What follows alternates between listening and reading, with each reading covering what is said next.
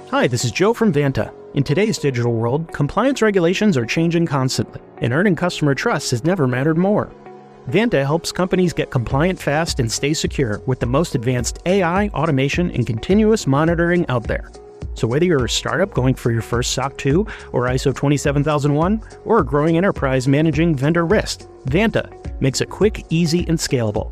And I'm not just saying that because I work here. Get started at vanta.com.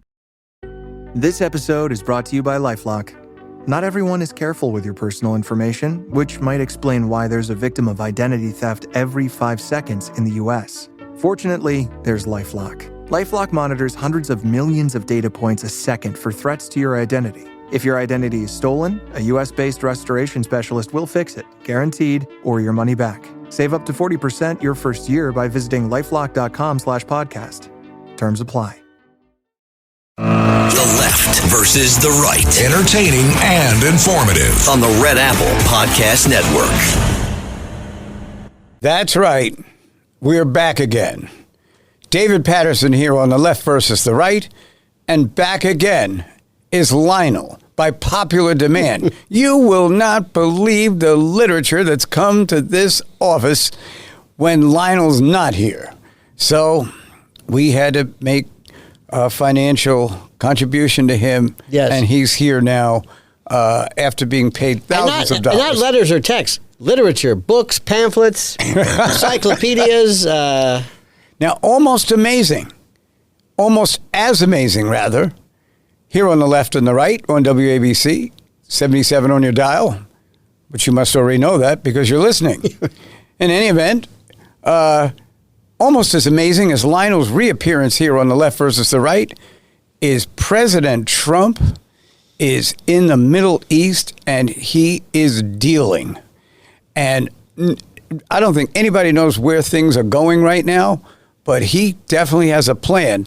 Now, on Thursday night, a White House spokesman said that he expects that Trump and Putin will be meeting imminently. Now, I never know what imminently means until it actually happens, but right now, Trump is in position, I think, to leverage some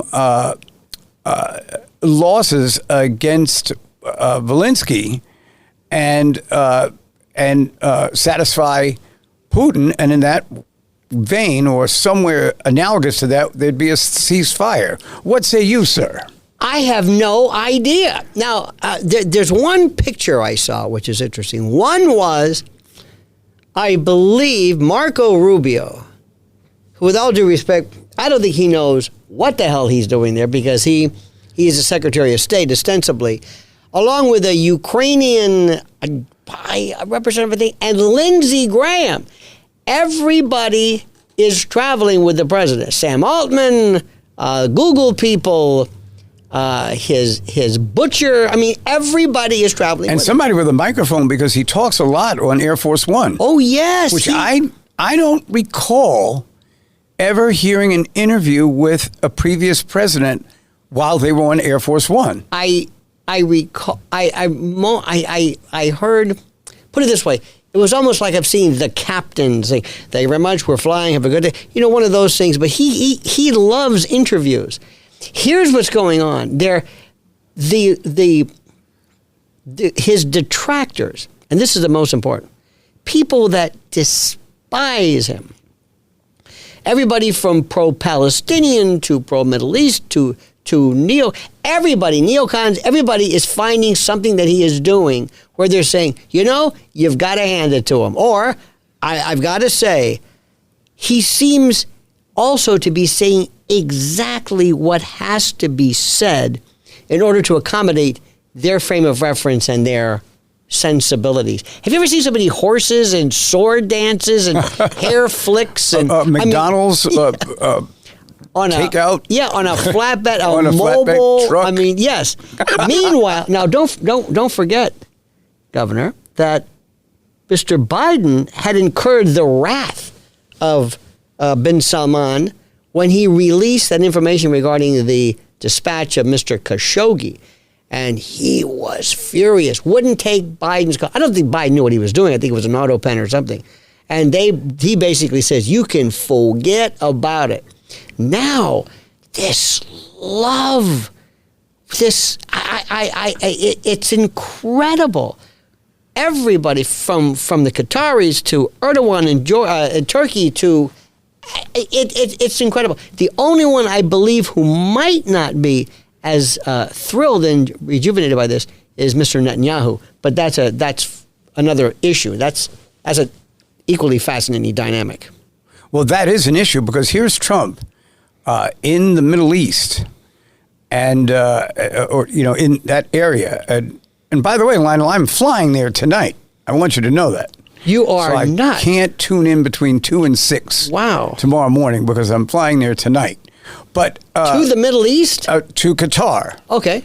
And is there anything you want to tell us about that, or we just leave it at that? Oh, it's Tony Carbonetti, who works here at WABC and was chief of staff to Rudy Giuliani back in his day, and a very interesting person. And so he and I have kind of struck up a friendship around here, and he's always telling me about these business deals he does over in these countries. And so I guess it was like last fall one time, I'm not sure what drink I was on, but he asked me would I like to come. I said, sure, I'd love to come. And then about 6 weeks ago, he said, yeah, we're going to be leaving on May 17th. I was like, oh, yeah, that's right. Right. So I'll report back next week because I'll be back on Friday. By the way, it was Qatar. Now it's Qatar or gutter. It's funny how it's pronounced that. No, I'm not being cute. It changes, just like Peking became Beijing. Right. Gaddafi is spelled with a K, a Q, or a G. It's just things they just change. Kiev became Kiev. Turkey, we're back to Turkey. So it just, you got to keep going on. The language grows. But it is the most fascinating country of where 90%, I believe, of the people who work there are laborers. I don't know enough to speak about it, but it's fascinating. Well, maybe we'll come back next week, and I'll tell you what I learned. Please do. In the time there. It's 6 days. I should be back by next Saturday's show here on the left and the right. But what you touched on, and I'd like to go back to it, is what's happening to Netanyahu. He was left out when the president went to see. He went to see everybody, right, except Netanyahu. He went to see Netanyahu's brother, but Netanyahu hasn't even found that out yet. And it's interesting where Israel is going to, be in this negotiation. It's almost as if he has, just by action, excluded them. And they're talking about negotiating with Hamas. Yes. I'm sure Mr. Netanyahu loved that. Well, right. And this is, mind you, not taking sides per se, but the first thing I think that the president would tell you is that when you deal with these folks, the first thing is we don't bring up the past. The current head or president of Syria, do you want to go back into the allegations of his past, what he did with the Alawites? I mean, look, I don't have time for this. So the first rule this is Lionel's rule, let bygones be bygones. You may be talking to somebody that last year you had a $10 million bounty on their head. You don't know. Exactly. We forget everything. And also, when you talk about who Assad was and the Alawites versus we're the United States. We have black people and white people and gay people, and we basically have contiguous, we're pretty solid. We don't have tribes. We don't have militia. I mean, it is so complicated, and he has negotiated it brilliantly as far as I'm concerned. Well, actually, he not only took out Netanyahu, but both France and Germany, 2 weeks ago, were saying they're getting out. They're not going to be, part of the organization. Mm-hmm. And obviously that frightened a lot of the other countries there. All of a sudden, Trump comes in, brings Finland in, brings other countries in. Yeah. Almost like, you know what? If you don't want to play, we can play without you. And now they're back. So he's checked them. He's checked, he's checked Netanyahu. And in some ways, I actually think that he may not have totally checked, but he's created a boundary for Putin now because it's very clear that the type of sanctions that we could wage against Russia and China would significantly reduce their authority and their ability to influence situations all around the world, which is what they want to do. And this is one person who's done this. One person who I didn't vote for. And one person who I can be antagonized by some of the things he says. But then there are times like this, as much as you like it or you don't like it, those of you who are listening to this show, you have to tip your hat.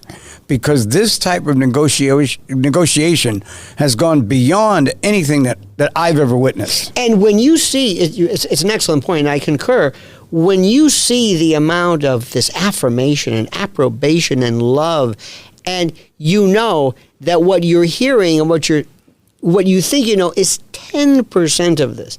The people who went before, who worked things through. Did you hear him describe the president of Syria is a strong man, good. He'll say things like "good-looking man," tough. Tough. Yeah. It's like he's describing his daughter's boyfriend or something. Right, exactly. It's very, but he doesn't care. He's great. But you know that there cannot be, with all of this going on, I'm thinking there's no war. And I'm telling you right now, I hope he tones down this rhetoric regarding Iran. I hope we stop talking about war. Look, you and I are of the same generation, even though I have decades over you. Yes. Not only in wisdom, but in... No. Absolutely. but we were from the Vietnam generation. And we saw, maybe it's burned into me, war that you don't win. Anybody who can sit and talk about... Because I don't think Trump is a warmonger in the least. No. And when he's got Lindsey Graham, who was NATO's pit bull, this neocon extraordinary... Can you understand that? What is he saying when they're going to work out a deal with Putin? And you know it's true. You know that one's already worked out. You know this is professional wrestling, not to get into that again. But once the heel, once the face, they've got that angle, they've got that finish already worked out. Where they're going to sit, they're going to meet, and they're going to say, and Putin's going to say, this is exactly what I told you the first time.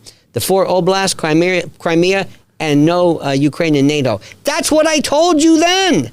And nothing's changed. That's going to be the most significant. And NATO is going to, they won't know whether to sit or go blind. Right. or wind their watch, or whatever the particular phrase is. They will not know what to do. It is incredible. No, because they will have been surrounded, basically, yes, by the agreements. And there's no place for you to go at a time like that. Indeed. Now, do you think that this international diplomacy on a level that we haven't seen before is going to influence others who are in the political arena around this country? I would think so. And what do you think the Democrats are doing now in response? They're talking about, I heard a reparations package. Jasmine Crockett is yelling about something. Mr. Comey, I don't know if you want to talk about that, decides to allege some cryptic shell, talk about a shell game, some 8647, some ostensible reference to, I mean, while this man is Gandhi, Churchill, George Marshall, wrapped up in one, President Trump, then we have, the Democrats are thinking, what are they doing? What? Reparations? Judges hiding out escapee international felons? I mean, what is happening to your party, sir? Well, on Thursday, on the Cats Roundtable, we had Karl Rove on, I mean, who better to discuss the Democratic Party than with Karl Rove? And what he was saying is that Democrats will take issues that you can champion, but you can't make it your singular issue that you begin with. So, for instance, how we address the issue of transgendered young people playing in sports against women, or young women in the same sport, that becomes the feature of the party's position. Right. That affects nobody. Right. It affects a couple of families. All of that, can get worked out one way or the other. And I'm not, saying that it isn't an important issue, because if you have a daughter in high school, right. It is an important issue. But this becomes like an issue that you talk about at rallies, and then everybody cheers. Right. And all you're doing is drawing a line around yourself, because you can't go any further. Now, they were saying that Bernie Sanders and AOC have been going to these places around the country, and they've got these huge crowds. Well, they do.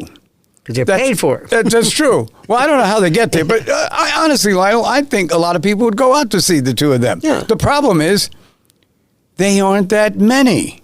They can't change the government just by having these. They might as well, open up a comedy club and people can come and laugh at them. Right. But they can't actually influence anything. And I think that's why, a lot of my Republican friends say they're going to give money to AOC. That's what I say. You're right. So she can run for president. Yes. And when she runs for president, she can set the record that Walter Mondale won one state, and not even the state he lived in. Exactly. Not even his own. And beating also George McGovern, who I think won his, and I think D.C. or he won D.C. and Massachusetts. Yeah, not even his own. 6 electoral votes after all of his work that summer and fall. See, but you bring this up. This is my question, if I could. As a lawyer, I always say, okay, let me switch it. I play, for example, I'll say, if I prosecuted Diddy, if I defended Diddy, you could snap your finger and I'll jump to the other side and I say, this is what I'm going to do. If I were advised or to advise the Democratic Party, the first thing I would tell them is that you've got to get serious. You've got to lose this. If this is the Daily Show crowd, this is the MSDNC. If that's what you want, if that truly is remaining true to yourself, then congratulations, you're on your way. You will never win another election ever. Because, remember, what did they say 3 times? There's the election, midterm, and the third time is the cycle. If they can hit 3, if the Republicans hit 3 in a row, now we're talking serious, not dynastic changes, but a kind of a momentum or something that is set in stone that they've got to worry about. They should do everything in their power to really clobber or try to do something in midterms. And if this is the way they're acting, in view of what's happening now, they don't have a chance.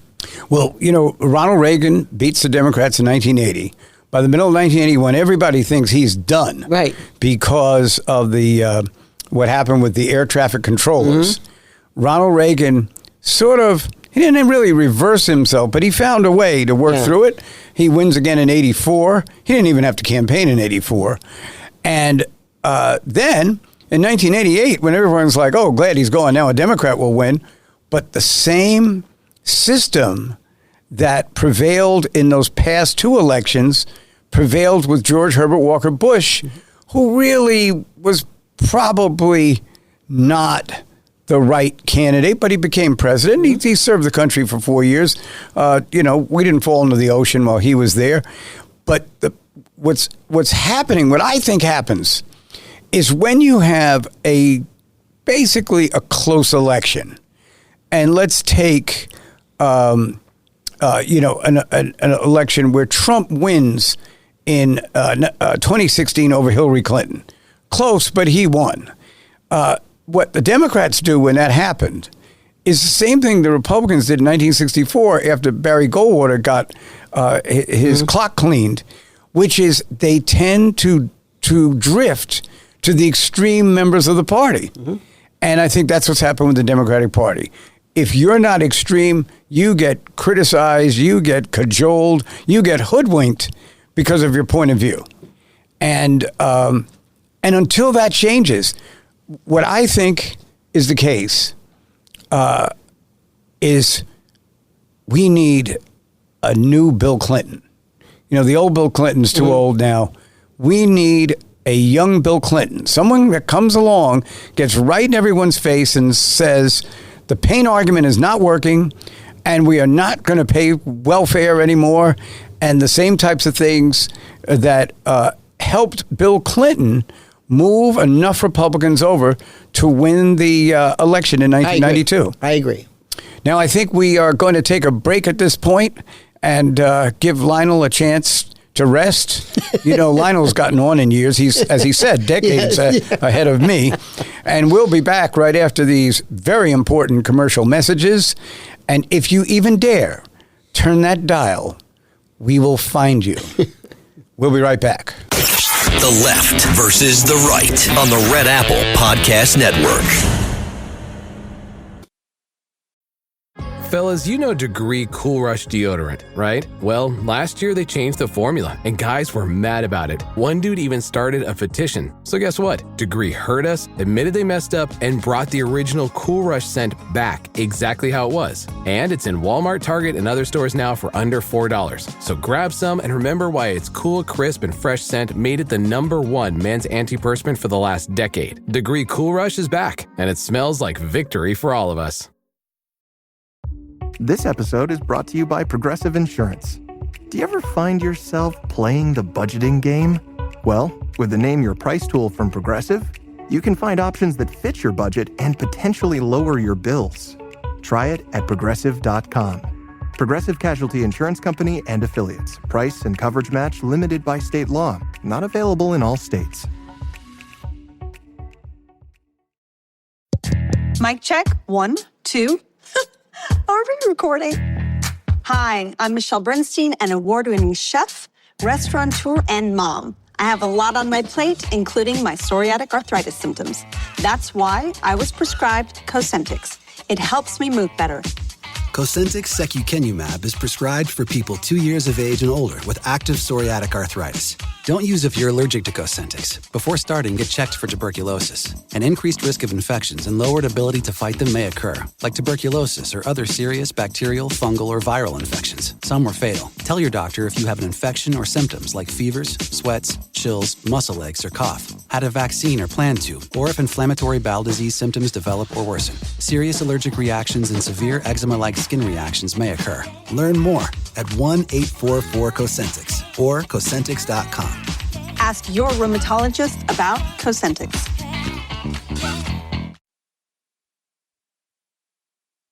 The Left versus the Right. Entertaining and informative on the Red Apple Podcast Network. We're back, and we know you're back because you wouldn't dare turn the channel. You tell your friends you hate the show. You tell your friends that we don't know what we're talking about. But every Saturday at 3 o'clock, you come back, and you know you love it, and you love us. Every time and you we try love to each leave, we bring you back. as Absolutely. Michael Corleone said. So we haven't. So we were talking about the failure of the Democratic Party. Looking at it from a different venue, what would you think would be a solution? Well, you bring up something which I'm so glad we need to explain more to young folks, people who are involved in politics. Again, the rubric or the grand rubric of politics. There is policy, and then polity, and all of that. But then there is the actual working things out. You mentioned Karl Rove. I believe, who was affectionately known as Turd Blossom by President, because that's what he did. A flower would sprout after something was deposited, but he and people like Dick Morris and people like Lee Atwater and people like Roger Stone and people who say, okay, this is the procedure now. Forget the politics. Let's talk about how we get it done. It's like there's the surgeon and there's the internal medicine guy. The internal medicine will help you, but you got to go to the surgeon. He's going to fix something, cut something out, sew something up, do whatever it is. That's the part that I love the most. I want to know, how is it where you match your candidate with either the zeitgeist or you create the zeitgeist? Do you remember how when the Republican Party, and I always bring this up, but the Southern strategy, maybe not the best idea, but the idea they said, let's reach out and try to get these Dixiecrats and tell them that we're kind of on their side.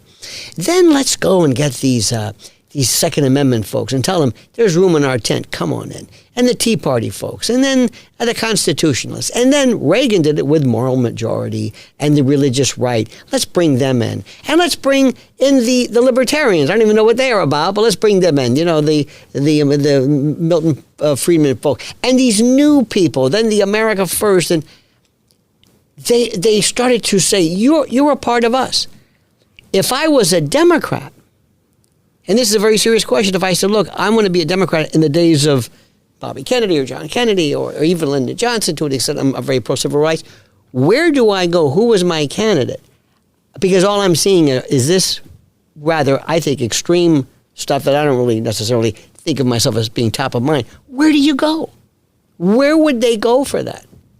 That's my question. And how would you, the Democrats, how do they reach out and pull people in to join their ranks when you've got transgender and climate change and reparations and this kind of wild faction that seems to be taking over?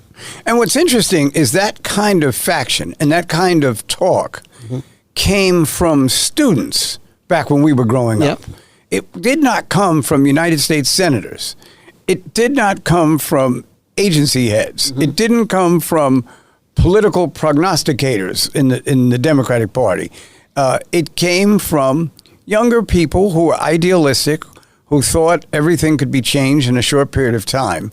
And they did it. But the hardcore Democrats, the people who carried petitions, the people who set up opportunities for other candidates, the people who find the issues through polling and other types of data that the general public is interested in.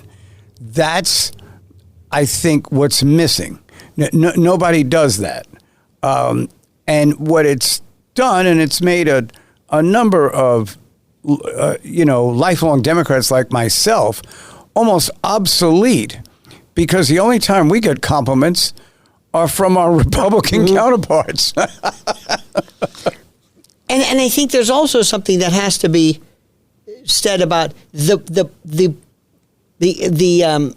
how do I say this? The collective feel about the party. And you see, one thing I would do, very frankly, is if I were asked or entrusted to fix the momentum of the Democratic Party, first thing I would do is lie. I would get somebody. Like, I think, Gavin Newsom, who will be terrific, or somebody like him, who he was having every right-winger and conservative on his show. He was basically, sometimes it works, sometimes it doesn't. You just have to see people. And remember, when Bill Clinton spoke, he did something, and I think second only to Trump. Trump does stuff where people will go crazy, and I don't really understand it. It's like golf and fishing. I don't know why people like it, but they love it. To me, it would be a sentence. I'm with you. Right, but Trump says things, and it just works. I don't know what it is.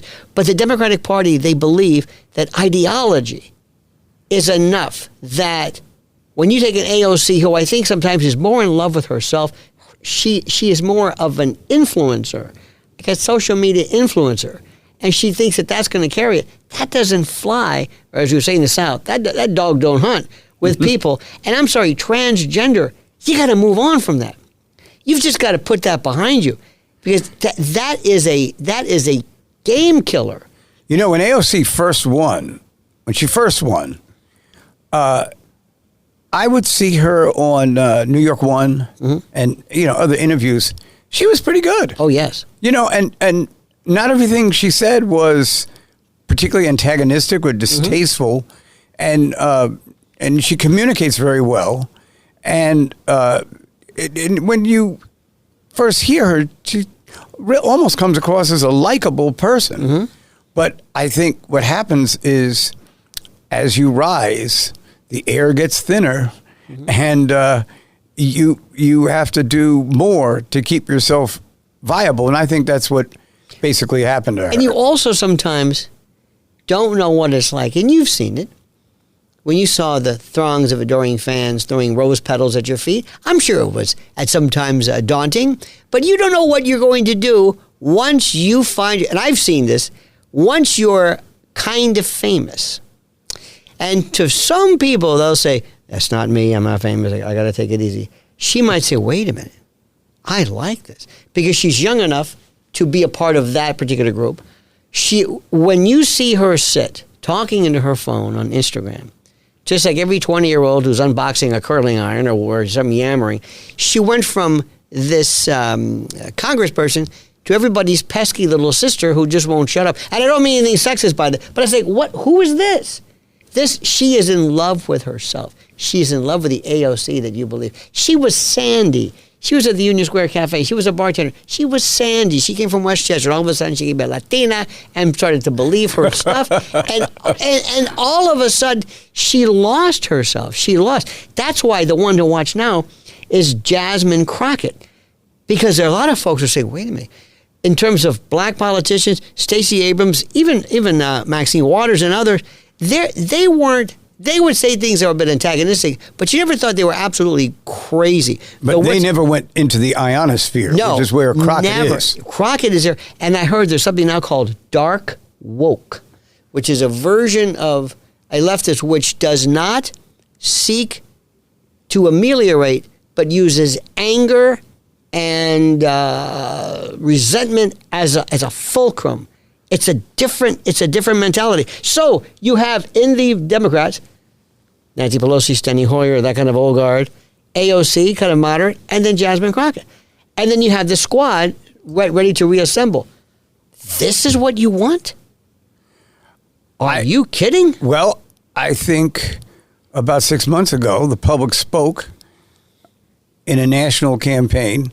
It's what they didn't want. Mm-hmm. And it wasn't just a few of them had jumped ship or, if they just made a few changes. They got beaten badly by President Trump. And it has rendered them really in some ways useless, except for the fact that the media needs content. And they will always be there to provide content. Yeah, that's another thing. The media were perceived as being not only describers and reflectors and reporters of what was going on, they were seen as almost proxies. Put it this way, can you believe the amount of time that was spent on people still denying that Joe Biden was not non-compos mentis? They were actually still, Joe Scarborough and his wife at the last minute saying, this man was never, he had a stutter. Stuttering people don't walk into walls and forget. Can you imagine not remembering who George Clooney is? Arguably the most famous person on the planet. I know people who stutter, but they can drive. They can. It's your demeanor. So the media were seen as proxies, ancillaries, to the Democratic Party, making it even more crazy, more conspiratorial. And the issue is not Joe Biden, but who was it who said, Kamala Harris? Who was it who said, this is the best you can do? It's going to be a long time before they get over that one. That was just unforgivable. Absolutely. But we're going to get over our second of 3 segments of this show for a couple of minutes, leave a little message for our sponsors. They can come on and say nice things about Lionel and myself, and then we'll come back and say some more nice things about both of us. So stay tuned. We'll be right back.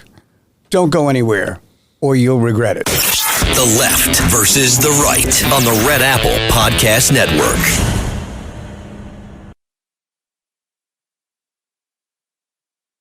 The Left versus the Right. Entertaining and informative on the Red Apple Podcast Network. We're back on The Left versus the Right. Thank you so much for listening in here in the middle of the afternoon. As we come up on 4 o'clock, we have one more segment. And I got a phone call from a reporter yesterday, Lionel. and he was talking about Zoran Mandani. Now, Zoran Mandani is the mayoral candidate right now who would be second in the polls, but like second at like, he's got 12% and Andrew Cuomo's got 45%, something like that. But what the reporter was asking me was that he wants to expand the school day. He wants to have people riding the transportation around the city without having to pay. It's like this is a man who articulates his positions very well. He speaks beautifully, but apparently no one ever told him that there's no such thing as Santa Claus, but because these are his Christmas wishes and they're not going to happen. So the reporter's question to me was, also to get $10 billion to do all these things, he was going to leverage that by going to Albany and have the legislature, which is run by Democrats on both sides, accommodate his request by funding $10 billion to New York to get all these things done. Yeah, right. Now, that'll work well upstate. Sure it will. Yeah. And the reporter said to me, why can't the people in Albany do this? And my answer was, if the people in Albany wanted to do something with $10 billion, they'd keep it. Right. They're not giving it to Mayor Mondani or anybody else who comes from that point of view, which makes me wonder, why do people run for an office such as that? Even Bill de Blasio was not as offensive as some of these candidates now who just think that money grows on trees, and that people love the city so much that they haven't noticed that $14 billion have been lost by New York City in the last 7 years from people moving to Florida. Not a bad place, but it's not New York. How does anyone think that is going to work? It's one thing where, I'm sure we both, if we had our druthers, there are certain issues that is, I think it might be a good idea for us to maybe put some money together to look into some of these UFO things. Right. I mean, but I would never say that if I'm running for office. I would act like a mayor. What does a mayor do? What is it if somebody fell from another planet, and I would say, Governor, what is a mayor? A mayor is an administrator. He works with people like the police. He works with sanitation, pothole, theoretically. He works for things that it's a pretty, whenever there's a water main break, if something could be done about these potholes, I don't know why, but these things are, they're like mortar shells. Okay. Yeah, but you save all that other stuff for later. What did the Democrats come up with all over the place? What? Defund the police after the George Floyd, or right around the George Floyd riots. That's another one I'll never understand. I will never understand where does that come from? And especially the polls and the reactions of people in not necessarily the black community or Latino community, but more urban, they'd say, what? Take away the police? They are the most ardent pro-police. As they, whoa, without the police? No way. They're also, it's funny how the Democratic Party is not as, I don't want to use the word left, not as left as you would imagine. They're more conservative regarding family and schools and church. Then something happened to them. A worm, a brain worm, some prion, something. It's one thing for you to say this maybe in your, like if in my dream of dreams, but you're not going to win. No, it's stupid. And Cuomo, you got to hand it to him. Does anybody not remember what he did? He defunded the police. Yes. And no jail, no bail, and congestion pricing. and Kathy Hochul's getting a lot of stuff. This guy and the COVID, it's like they forgot. It's like Gore Vidal says, we're the United States of amnesia. So I don't understand any of this. I don't understand it. But Cuomo, at least you can say, well, he's not. He doesn't look crazy. He doesn't seem crazy. His record is one thing. There's something about him that he has a unique ability to have you forget. He kind of looks like, well, but the other one, oh my God. Does that make any sense at all? That was the least political answer, but it's an emotional. It does, because the whole idea to running for an office is to win. Correct. You want to win. Now, I ran for the first public advocate race that they ever had in 1993. I ran. The winner of the race was Mark Green. And a little aside here, Mark Green wins. He's the public advocate, and I'm in the state Senate. And then in 2001, Mark Green runs against Michael Bloomberg for mayor. And did I tell you this story? I don't believe so. Okay, so. But you are now. Yes. So Mark Green, he loses the race. He's really upset. He and his wife have a party for all the major people who supported him. I come to the party. His wife, whose name is Denny, one of the nicest people you'd ever meet. Denny Fran. She comes to the door and she says, David, you have to do me a favor.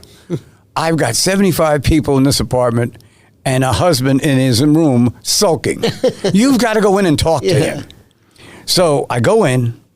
I said, Mark, sometimes things happen and you feel badly, but maybe there's a reason that they happen. Maybe someone will ask you to be ambassador in a few months. Maybe you'll go back on CNN. It's really unproductive to just focus on the past. He says, all right, David, all right, I know. Denny sent you in here. I've heard the spiel. I'm coming out. He said, but you would never understand what it feels like to be outspent 10-1 by a person of inferior intellect. I said, actually, Mark, I would. He looks at me. He points at me.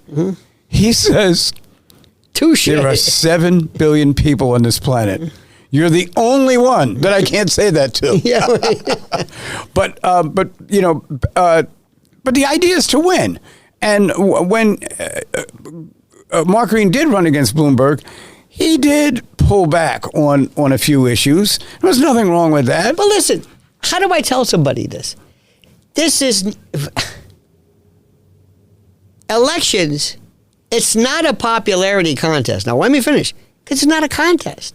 It's a contest where not everybody shows up. And people aren't, you're doing your part, but the people who have to give you the okay, the people who have to endorse what it is you're doing, they may not even show up. Or they may, or it is so disproportionately whatever it is. There are parts of the country where if you walked in, you would win immediately. You may not want to live there. So you got to match what you're saying with the place you are and to see if somehow you can convey something. One of my favorite shows years ago was a show called SCTV. I think I told you this. Oh, yeah. And there was a guy who was... Second City TV, Second City Television. And there was I think Joe Flaherty played this character named Vic Hedges. And I loved it, the motto when he ran for mayor. He says, Vic Hedges, sure he's crazy, but what if he's right? And I thought to myself, that would be, if ever I ran, that would be it. When you talk to people, they don't vote for what your position is. They vote for a feeling you get. And Michael Bloomberg, he outspent. But this guy went from Democrat to Republican to what, independent? Right. Remember when Rudy Giuliani said, Micah, you think there's any chance after 9/11 that I could maybe stay on a little more? I've learned about, get the hell out of here. Get the hell out of here. But you go, don't you understand the rules and the charters? And okay, fine. And then you know what's interesting? Then it's his turn. And what does he do? He amends the charter. And you know what, Lionel? We were speaking of Mark Green. Mark Green made a statement supporting what Giuliani said. Yeah. Because I guess since he thought he had gotten to the top, right, he would act like people at the top. Like, people change when they get to the top. And oh man, we beat up on him every, meetings, rallies, we beat up on him. And I always thought that generated just enough anger at him that fewer people voted for him. There's something about New York, the mayor T, which I think is interesting. When Giuliani, he's such a fascinating person. And I saw it, I was front and center with it. There was the September the 10th Giuliani and the September the 11th Giuliani. September the 10th Giuliani, you couldn't, he was persona non grata, they couldn't take this guy. He wasn't even allowed to live at home at that point. Right. He was living with the Capels, and it was a long story. So anyway, then there was so he leaves. Here comes Bill de Blasio. And people said, I am so glad he's out of here. I can't stand that Giuliani. After 2 hours at de Blasio, Rudy, can you come back? I miss you. Okay, fine. Then there's de Blasio. And he, of course, he was elected because of his son Dante's hair. Yes. I know people laugh at this. I know they don't believe what I'm saying. No, it's true. It's true because there was a focus group, and they looked at him and they said, everybody is asking, who's that? He goes, that's his son. It was his son's hair. Yes. And he spoke beautifully on the commercial. He probably insured his hair like Betty Grable's legs. Don't shit. Okay, fine. So anyway, so here's de Blasio. De Blasio was probably the prototypical lefty you can imagine. He goes to Cuba on his wedding. This guy was a real, if ever there was a commie, and I use that term loosely, it was he. Okay, thank God he's gone. Here comes Bloomberg. People said, de Blasio really wasn't as bad as we thought. Remember? Okay, fine. No, but Bloomberg was first, excuse me. So then Eric Adams came. Now, Eric Adams, every 5 minutes, he's something else. Whatever you want him to be, he's like the weather in Florida. Just wait. But remember, there's something that happens. Maybe you can explain this. When a mayor comes in, they've got to do something crazy. Remember, Rudy went nuts. All of a sudden, he says, and I'm gonna say, no jaywalking. Say, Rudy, jaywalking is, I don't care. You got to go to the end. Rudy, the street is this way. No, anyway. Then he did something called be nice to each other. You don't remember this. Look it up. I don't remember him saying be nice to. It was like an hour. He got the hell with that. Anyway, but what did he do first? He said, Rudy, you got to get rid of these squeegee men. And so help me God, in an hour they were gone. He lobotomized them and put on some gulag, some island somewhere. They were gone. He did his own thing. Bloomberg came in, and forget the 16-ounce. Remember the sugar thing and destroying, with these bikes and everything? The thing that he did, which to show you the megalomaniacal lunacy of him, was he had Operation, I think it was called Latch on New York. He wanted to dissuade new mothers from using formula. He wanted them to breastfeed. I'm thinking, he's the mayor! And he instructed city hospitals, don't give them that formula. Dr. Bloomberg. Yeah, what is going on? Interesting. I mean, remember the sugar ban? They went crazy over that. Yes. And I'm convinced they do it just so you'll expend all of this energy that you won't notice the stuff that really matters. Right. Exactly. Now, you passed over the name Bill de Blasio. Mm-hmm. He raised money and won the mayoralty in 2013. He's raising money now, Lionel. To pay off $415,000 that he ran up in police time when they were taking him around when he was running for president. He had the New York City police in Minnesota. He had the New York City police in in Chicago. He had all of these people. He had a protracted lawsuit. He basically lost. He has 415,000 people to pay back. And I say that here on the left versus the right, that we all come to the left just for a moment. Take out your checks. Send 3 blank checks to me and Lionel, and we will forward them to the de Blasio campaign and fill in the amounts. He is unbelievable. What about the Thrive money that he and his wife, Charlotte? That was the mental health money. Yeah, almost $1 billion. What happened to that? This was a guy who used to every day go have a crawler at some place in Brooklyn. They never saw him. He'd go to a gym. They said, you've got a gym at Gracie Mansion. You've got to, no, I like this one over here. And he goes there, and I was like, what is he doing? Nobody saw it. Maybe it was good. Maybe it was a good thing. He wanted to send a message to his comrades, as he called them, that he didn't have to live in the mansion. Now, it's one thing when the Pope says, "Look, I don't want to stay here. I'm going to stay in a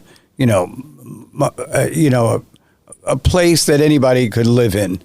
But Bill de Blasio invented this idea of actually having the title mayor, but not being seen as a mayor. He's still the guy in the crowd. The guy who, remember the first week when Eric Adams was in, he was at every place. Hey, I'm going to Rayo's. Hey, I'm going to Broadway. Hey, I'm going to the Nobel. I'm living. That's what I would do. Hey, Baba. Bill said, no, I don't want to do that. We're just going to stay home, and we're going to build a privacy fence around vacation, and something that maybe perhaps can waft certain smoke scents away. I'm just saying. I'm just extrapolating. Perhaps maybe he was involved in other activities that may have required him to remain at a place where he couldn't be detected. I'm just opining as a wacky person. But de Blasio had nothing to do with the city. Every place else. Remember Rudy Giuliani? God bless him. There was a biblical passage that says, wherever two or more of you are, Rudy is with you. If there was a water main that break, he'd show up at the sanitation, give me the hat, give me the jacket, okay, get back. And there he is. And then it was, there's a parking light, there's a street light out on back. Let's go. And he was a mayor, maybe second only to Ed Koch in terms of actually engaging and wanting to be there. And then it just went from. Now, say what you want about Bloomberg. He did some things where he had that pit. He changed the whole the geography, or rather the architecture or the decorations of the mayor's office, where he was in the middle, and you could see him in accountability. Okay, the billionaire, and a lot of people said he was, pretty good. See, that's the best endorsement. I call that the Pataki. Do you ever see what do you think about Pataki? It's the best thing they could say. What about David Paterson? Pretty good. Best thing you can do, because you're never going to get the greatest. You're going to get the worst. So that was Bloomberg. And I think later on, what people are going to say regarding Eric Adams is going to be fantastic. Because let me ask you this. You would know this. All of those people who left his office, chief of police, commissioner, everybody else, have they been replaced? Is there anybody there? I guess they replaced the 4 deputy mayors that left. Yeah.